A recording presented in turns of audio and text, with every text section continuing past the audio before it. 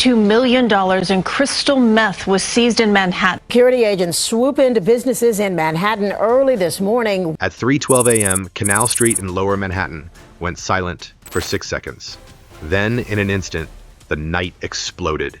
Sirens cut through the still air as blacked-out SUVs rolled in from both ends of the block. The hum of surveillance drones buzzed above the rooftops, their red markers blinking faintly in the fog. Behind every shuttered storefront, agents from the FBI, ICE, and the Department of Homeland Security waited for one command word to execute. Inside a van, parked near the corner of Mott Street, tactical screens glowed blue with synchronized feeds. Every camera, every heat signature, every doorway had been mapped. The operation had taken months of quiet preparation, encrypted warrants, wiretaps buried inside digital payment apps, and undercover surveillance disguised as food deliveries. To the city's residents, the street looked asleep. But to the agents, it was a battlefield waiting to ignite. At precisely 3:14, the first flashbang went off. The blast shattered a steel door marked Lotus Spa, a modest sign that hid something far darker. Shards of glass and sparks filled the air as a tactical team stormed inside, weapons raised, lasers cutting through steam, and fluorescent haze. Within seconds, they found what intelligence had warned about for months. Women locked inside narrow rooms, wrists bound with cable ties, eyes wide in shock and confusion. Hidden cameras were mounted in every corner. Passports and phones lay in a safe behind the counter. One agent shouted for medics. Another kicked open a back door leading to a windowless corridor that reeked of chemicals.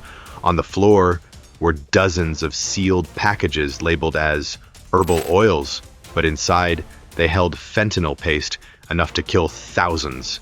In the back office, a computer screen still glowed with open ledgers showing millions of dollars in offshore transfers. Down the block, two more teams hit similar fronts: Golden Orchid Wellness, Serenity Touch, and Eastern Therapy. Each location turned out to be part of a single network. Agents moved in tight formation, covering blind corners, clearing every room. The rhythm of boots and radio calls blended into the metallic echo of flashbangs detonating across the district. For civilians peering out from upper floor windows, it was chaos. Black figures in motion, shouting commands through masks, red and blue lights flickering through the smoke. The reply was swift. 3 controlled bursts from an M4 carbine ended the exchange. No officers were hit, but it was now clear this wasn't just a human trafficking bust. Whoever ran these places was willing to fight to protect them. Within minutes, the entire neighborhood was sealed off. NYPD units blocked every intersection, while ICE tactical vehicles formed a cordon around the block. A police helicopter hovered overhead, its searchlight sweeping the rooftops. The only voices now were those coming from encrypted headsets, short, precise, and calm. By 3:40, the first extractions began. 19 women were rescued from the first location. 6 suspects were detained. What came next would change the entire course of the investigation. A hidden vault beneath the spa, filled with sealed containers. Inside, agents found stacks of counterfeit luxury goods, Rolex watches, Gucci bags, designer perfumes alongside bricks of cocaine, and several unregistered firearms. The realization hit like a shockwave. This wasn't an isolated brothel sting, it was the front end of a billion-dollar supply chain, moving drugs, people, and counterfeit goods through one of the most famous streets in America. If you were standing there watching armed agents storm buildings that looked like ordinary spas, would you even realize this was New York or a war zone? What the agents uncovered next would turn a city raid into a global shock. Stay with us, hit like and subscribe, because what lies beneath Canal Street is far bigger than anyone imagined. What the agents uncovered beneath Canal Street was only the surface of something far larger. The vault wasn't just filled with counterfeit goods and narcotics. It was the front door to an empire no one had ever mapped. Beneath the polished glass of New York's skyline, a very different power had been rising. The Jade Serpent Syndicate, as federal analysts would later call it, wasn't a gang, it was a system, a hybrid network that blended human trafficking, narcotics, and global finance into one seamless machine. Every location hit that night turned out to be a node in a larger system. The women found inside had entered the US legally on temporary visas. They were promised jobs, then stripped of passports, and forced into debt bondage under the pretense of travel costs. Some had not stepped outside for months. Behind the curtains, the operation was far more complex. The back rooms of those spas doubled as storage areas for chemical products imported under false manifests, solvents, ceramic powders, and herbal oils. But chemical tests would later show traces of synthetic opioids and cocaine derivatives mixed inside. By hiding narcotics in legitimate shipments, the network blurred the line between commerce and crime so efficiently that even customs scanners couldn't tell the difference. Forensic accountants working with the FBI discovered a digital money trail unlike anything they had seen before. Using shell companies in Belize, Hong Kong, and Cyprus, the syndicate moved funds through blockchain transfers disguised as payment for cosmetic ingredients and health supplements. In only 3 months, nearly $28 million had been wired to accounts linked to Chinese manufacturers and logistics brokers in South America. To sustain this system, corruption had to flow upward. Encrypted folders recovered from the Denver raid revealed code names connected to trade and security databases, suggesting that some port inspectors had been paid in cryptocurrency to approve shipments. Even a few low-level bureaucrats were implicated, caught between financial temptation and fear. But the turning point came from something entirely unplanned. Weeks before the Canal Street raid, a shipment registered as ceramic glaze solvent triggered a minor alert in a Department of Energy algorithm designed to detect radioactive materials. The cargo was clean, but the financial signature, the sequence of payments tied to the container, matched a flagged pattern associated with terrorist financing. That anomaly linked 3 locations: Guangzhou, Cartagena, and New York. By following that single thread, agents uncovered a hidden distribution layer, a warehouse complex in Denver operating under the name Golden Crane Imports. There, investigators found documents referencing a new shipment labeled Lotus Oils. Cross-referencing that data led directly to the spa raided in Manhattan. It was no coincidence. It was command and control. By the time analysts traced the system's central server, the trail led deep into encrypted infrastructure used by foreign intelligence contractors. Some of the code fragments found within the data mirrored cyber tools previously identified in industrial espionage cases. Suddenly, the syndicate was no longer viewed merely as organized crime. It had evolved into a geopolitical weapon, designed to exploit America's open markets and digital blind spots. As agents reviewed the data from the raids, the scale became undeniable. The syndicate's true reach spanned 5 continents, linking cartels in Latin America with chemical producers in Asia and crypto brokers in Europe. And somewhere within that maze of offshore ledgers and encrypted codes lay the reason Operation Iron Lotus would soon escalate far beyond law enforcement into something resembling open conflict. But how do you fight an enemy that hides inside your own systems and strikes without ever firing a single shot? The order came just before dawn. At 4:19 a.m., a single encrypted transmission went out from the Federal Command Center in Quantico. Its content was brief and absolute. Iron Lotus, green light, authorized. Within seconds, across 3 states, entire strike teams came alive. Engines roared, rotors spun, and infrared markers blinked across the tactical map. After months of wiretaps, sting operations, and intelligence from DEA and Homeland Security, the United States was about to strike the Jade Serpent Syndicate on every front: land, air, and sea. In Denver, the first wave hit hard. A convoy of armored vehicles rolled silently through the warehouse district near I-70, their headlights off, guided only by thermal feeds from overhead drones. The target was Golden Crane Imports, The distribution hub investigators had traced through the corrupted shipping manifests. Inside the building, the lights were still on. Security cameras watched the perimeter, and two guards smoked by the loading dock, unaware that they were already being painted by infrared scopes. At exactly 4:23, two MH-60 Blackhawks swooped in low from the west, blades cutting through the thin mountain air. Fast rope lines dropped before the guards could react.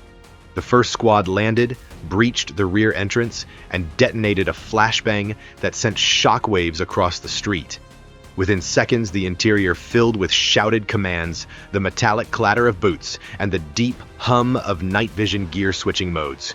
Inside, rows of containers were stacked to the ceiling, each marked with fake company labels. When agents pried them open, the smell of chemical solvent hit the air.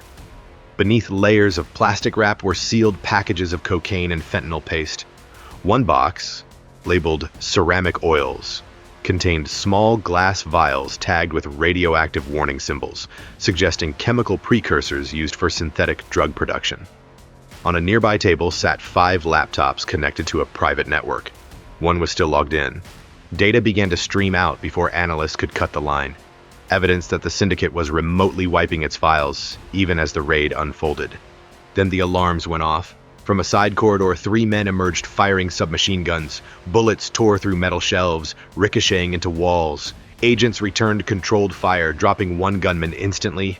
Another tried to reach a reinforced door leading to the basement, but a stun grenade stopped him mid-stride. When the smoke cleared, 4 suspects were down, 2 captured alive. What they revealed later would unravel the entire operation. While the Denver assault raged, another operation unfolded thousands of miles away. Off the coast of Mexico, a Navy destroyer in the Gulf of Mexico launched a precision strike on a cargo ship identified as a Jade Serpent logistics vessel. The ship, disguised as a Venezuelan freighter, carried dozens of containers labeled as industrial lubricants. But satellite imagery and heat signatures had revealed otherwise. The containers held drone components and precursor chemicals routed for cartel labs along the Sierra Madre.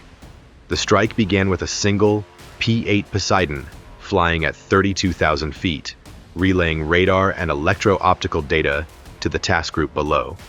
The ship's coordinates were locked, and authorization came directly from Northern Command. In under 4 minutes, 2 Tomahawk cruise missiles were in the air, their trajectories skimming the sea's surface. The first missile tore through the ship's deck. The second hit the engine bay, igniting fuel and ammunition stored within. A secondary explosion ripped through the hull, lighting up the pre-dawn horizon. By 4:42 a.m., the freighter was gone, another node of the syndicate erased. Meanwhile, the most intense action was taking place in Manhattan. The FBI's high-risk entry team, alongside ICE's Homeland Security Investigations Unit, launched a follow-up assault on a high-rise in Chinatown, suspected of being the syndicate's central control point. Helicopters hovered low between buildings, their spotlights slicing through the mist. The sound was deafening. The entire block trembled as the teams fast-roped onto the rooftop and breached from 2 sides simultaneously. For several minutes, the firefight echoed across the concrete canyons of lower Manhattan. Civilians sheltered in nearby basements as sirens wailed and SWAT vehicles flooded the streets. The city that never slept had become the center of a war zone, one unfolding in real time across 3 time zones. Back at Quantico, a wall of monitors displayed every feed, drone footage, biometric scans, communications intercepts. Artificial intelligence tools filtered the chaos, tagging live suspects, mapping escape routes, and predicting resistance clusters based on past data. The coordination between human operators and AI guidance was seamless. Each movement, each breach, each detonation fit into the same timeline. At 4:57, the command center received confirmation. The building in Manhattan was secured. 48 suspects had been captured, 19 hostages freed, and a massive cache of data drives recovered.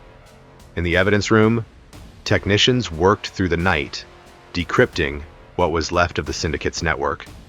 It was clear now that the syndicate was preparing to expand beyond North America, using maritime drone routes and underwater smuggling containers to evade detection.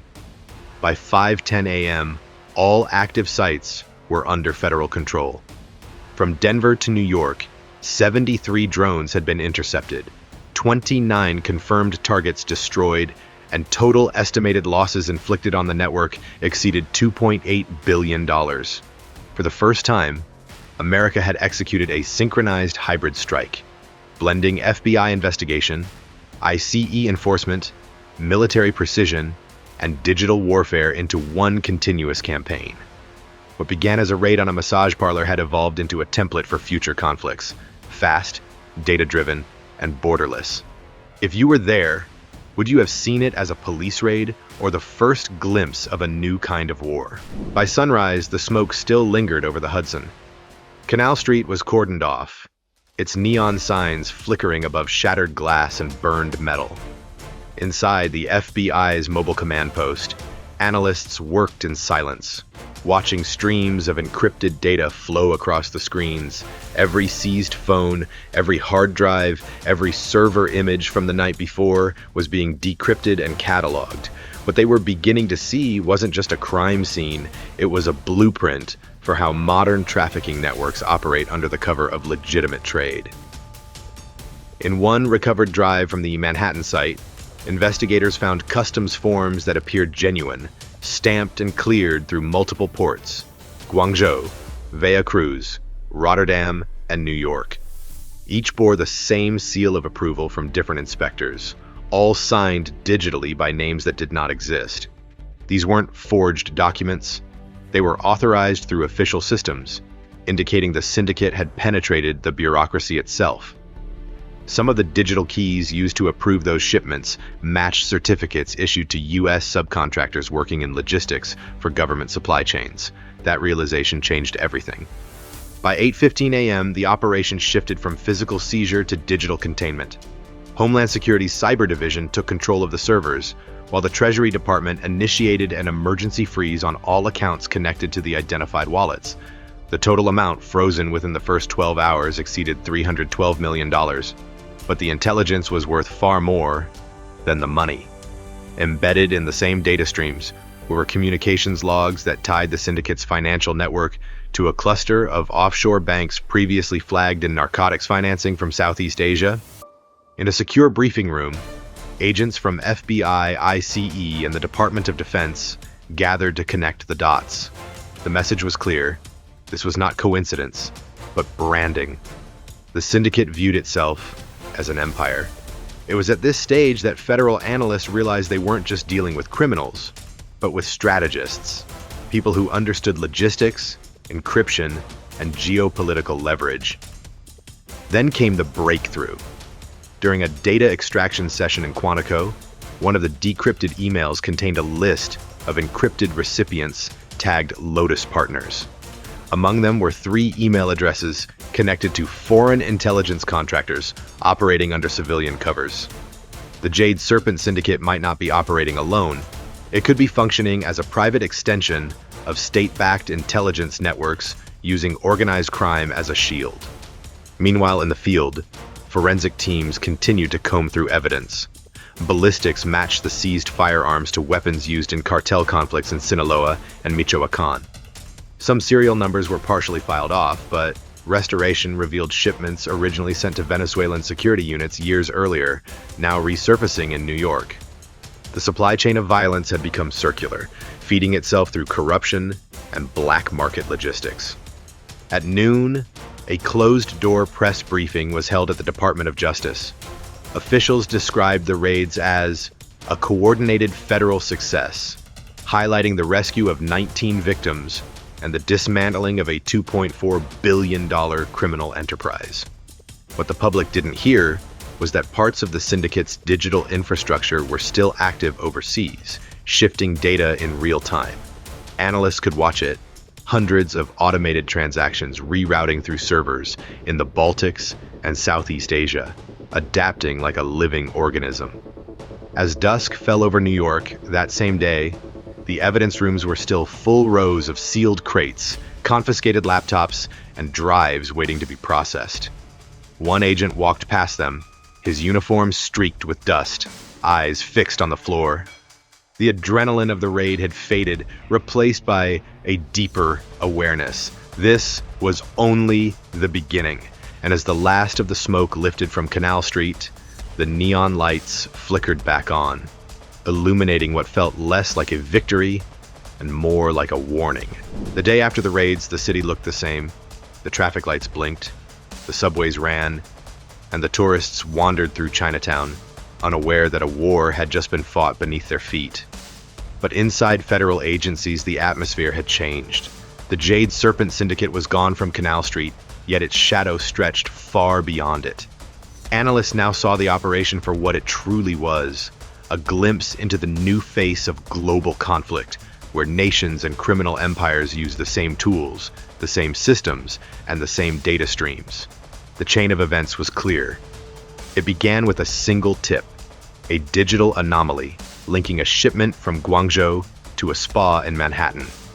From that spark came Operation Iron Lotus, a synchronized strike that dismantled a $2.4 billion network and exposed the silent invasion of America's trade routes.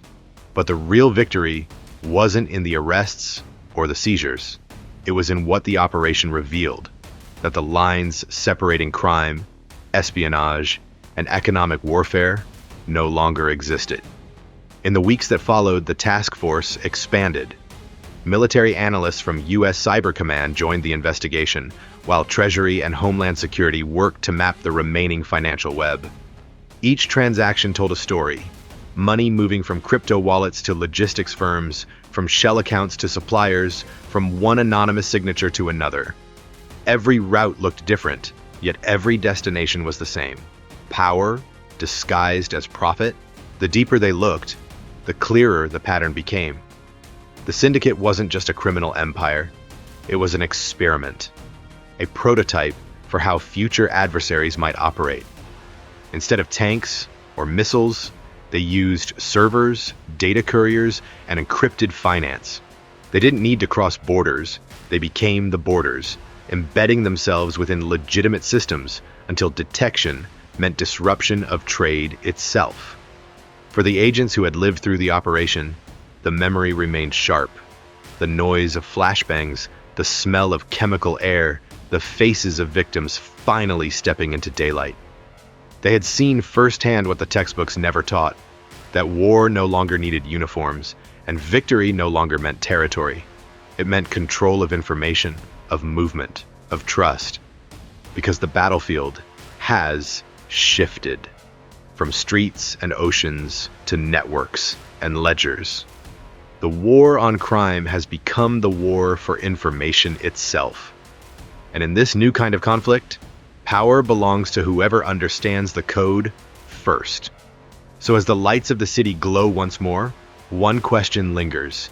If the next threat hides not in weapons, but in the systems we trust every day, would we even see it coming?